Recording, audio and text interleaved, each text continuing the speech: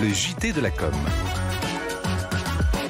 La marque de bière américaine Bud est en train de subir un bad buzz avec des conséquences économiques considérables. Plus de 6 milliards d'euros de capitalisation boursière qui se sont tout simplement évaporés. Moins 17% de ventes à la mi-avril par rapport à l'année dernière. La marque est en train de vivre un boycott de la part de ses consommateurs. En cause, son association avec l'influenceuse transgenre Dylan Mulvaney. Celle-ci a posté une vidéo sur Instagram pour promouvoir la marque, ce qui a déclenché une tempête sur les réseaux sociaux avec le hashtag boycott Bud Light. Les opposants reprochent une wokisation de la marque. Bud est effectivement une marque très populaire auprès des conservateurs américains. C'est notamment la bière du personnage du dessin animé Homer Simpson, loin de l'univers de l'influenceuse transgenre. C'est peut-être un autre coup de com' cette semaine, Julien. Amazon qui répond à Blanche Gardin. Nous payons notre juste part d'impôts en France et nous offrons un environnement sûr de travail à nos salariés. C'est ce qu'a rétorqué Amazon à l'humoriste qui avait expliqué pourquoi elle ne participerait pas à l'émission LOL sur Amazon Prime. Blanche Gardin reprochait à la firme de ne pas payer ses impôts en France et de maltraiter ses salariés. Avec sa réponse, Amazon a pu rappeler à l'opinion publique son impact économique positif en France, impact qui est au cœur de son plan de communication dans l'Hexagone. Et RTL en a profité pour ressortir sa fameuse campagne Vivre ensemble avec cette fois Blanche Gardin et Jeff Bezos en souriant l'un à l'autre. Daniel Kretinsky est décidément sur tous les fronts selon Challenge. Il est sur les rangs pour acheter Gala. Le magazine devra être vendu pour des raisons de concurrence par sa maison mère Vivendi en cas de rachat de Lagardère.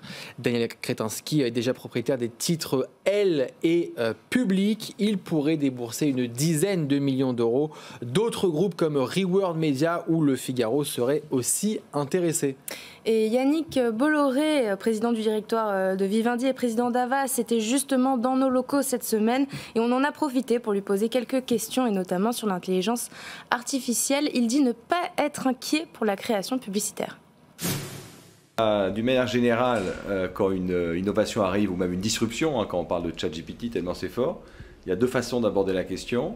Soit vous vous en inquiétez et vous faites tout pour reculer l'échéance, soit vous faites comme chez nous, au sein du groupe Havas et d'une manière générale chez Vivendi, vous embrassez cette innovation, vous l'essayez, vous voyez comment elle peut améliorer la productivité des collaborateurs, le rendu pour nos clients, nos consommateurs. Donc pour nous, c'est plutôt quelque chose d'extrêmement positif qu'on a commencé à beaucoup utiliser. Et il y a une phrase que j'aime beaucoup au sujet de ChatGPT, c'est ChatGPT ne remplacera pas le talent humain, mais les talents qu'utilise ChatGPT remplaceront ceux qui n'utilisent pas. Yannick Bolloré a retrouvé dans la grande interview d'Edwige Chevrillon sur notre site, sur le site de BFM Business en replay. Et comme chaque semaine, on termine ce journal par notre campagne chouchou, par la campagne validée par Hebdocom. Et cette semaine, on a choisi celle du VTC Hitch qui fête ses 10 ans. Et la marque parie sur la banlieue. 80% des trajets des clients de Hitch sont effectués en banlieue. Et une majorité des chauffeurs de la marque viennent de Saint-Denis. Dans sa campagne de com, Hitch veut donc déconstruire les clichés qui y sont associés. Pauvreté, insécurité, chômage. Et quoi de mieux qu'un bon vieux journaliste de télé pour incarner l'affirmation de ces stéréotypes. Alors que la banlieue, c'est aussi ça, c'est-à-dire des images de musique, de travail, de solidarité et de verdure. On parle ce soir de la banlieue, le paysage est sombre, quartier défavorisé, quartier ghetto, quartier pauvre. On les appelle les grands ensembles, on les appelle aussi les villes dortoirs.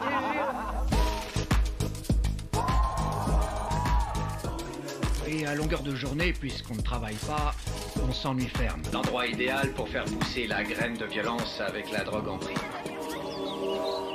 Le moins qu'on puisse dire de ces grands ensembles, c'est qu'ils manquent d'âme.